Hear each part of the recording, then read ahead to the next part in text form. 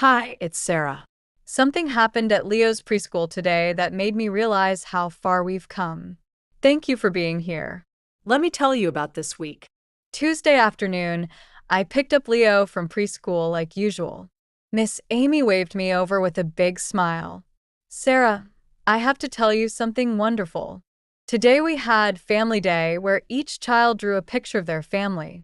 She handed me Leo's drawing. It was colorful and messy and perfect. In the center was me and Leo holding hands, but around us were more people. Mrs. Chen with her gray hair and bright smile. Mr. Rodriguez holding a guitar. Sophie with her books. Even Tom with his toolbox. At the bottom, in his teacher's handwriting, it said, "My big family." He explained to the whole class who each person was, Miss Amy continued. He said, "This is my family. We live in the same building, and we take care of each other." Sarah, it was the sweetest thing. I felt tears starting. Thank you for telling me. That evening, I hung the drawing on our refrigerator. Leo stood next to me, proud. Do you like it, Mama? I love it, baby. But I noticed you didn't draw David. Is that okay? He shrugged.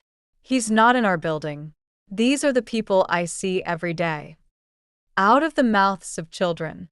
Wednesday, I had my first big community outreach meeting at work.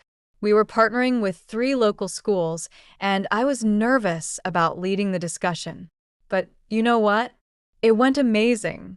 I presented our ideas, answered questions, and by the end, all 3 schools wanted to participate. Jennifer pulled me aside after. Sarah, you're a natural at this. The way you talked about community and supporting families, it came from the heart. It did. Because I know what it's like to need that support. That night, Leo had a nightmare. He woke up crying, calling for me at 2 a.m. I went to his room and held him while he sobbed. Mama, I dreamed you went away like Daddy did. My heart broke. Baby, I'm never going away. Never. You're stuck with me forever. Promise. I promise. I will always be here. He fell back asleep in my arms, and I stayed there, watching him breathe, thinking about how fragile this all is, how much he depends on me, how I can never, ever let him down. Thursday evening, there was a knock on our door. Mrs. Chen, with a plate of dumplings as always, but this time she had news. Sarah, I have to tell you something. My daughter, she wants me to come live with her in California. She worries I'm alone. My stomach dropped. Are you going? I don't know. She is my daughter. But this building, you and Leo, Mr. Rodriguez, everyone, you are my family too. Mrs. Chen, I can't imagine this place without you. She squeezed my hand. I'm not deciding yet, but I wanted you to know. After she left, I stood in my kitchen feeling shaken. Mrs. Chen might leave. The person who's been there from the beginning, who brings soup when Leo is sick, who reminds me I don't have to do everything alone. This is the thing about chosen family. They can leave too. Friday after work, I took Leo to the park. Not to meet David, just us. We played on the swings, chased each other around, laughed until we couldn't breathe. Mama, this is my favorite, he said, holding my hand as we walked home.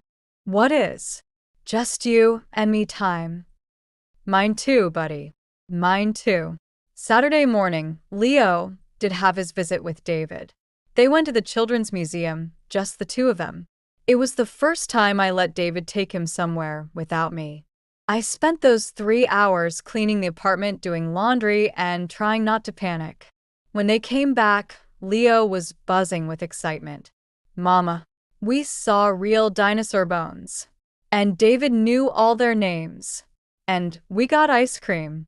David stood at the door, smiling. He had a great time.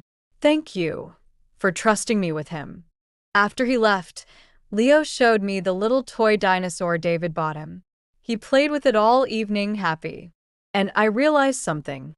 David being in Leo's life doesn't take away from what we have. Leo has room in his heart for both of us. For all of us. This morning, Sunday, Mr. Rodriguez knocked on our door. Sarah, Leo, want to come to my guitar class? The kids would love to meet Leo. We spent the morning at the community center watching Mr. Rodriguez teach 6 kids how to play basic chords. Leo sat in the front row, mesmerized. On the walk home, he said, "Mama, when I'm bigger, can Mr. Rodriguez teach me guitar?" I think he'd love that. Tonight, after Leo went to bed, I looked at that drawing on the refrigerator again. My big family. This is what I want people to understand about single motherhood. Yes, it's hard. Yes, there are moments of crushing loneliness and fear. Yes, the bills are tight and the nights are long, and sometimes I cry in the bathroom because I don't know how I'm going to make it through another day. But there's also this community, people who show up. Kids who draw pictures with more love than perfection. Small moments of joy that make everything worth it. I don't need romance to complete me. I don't need a partner to validate my family. I just need this. Leo, our community, and the strength to keep showing up every day. Thank you for being here, for being part of our story. If this resonates with you, please subscribe and share. Because there are so many of us out there doing this alone, and we need to know we're not alone at all. I'll be back soon with more from our life.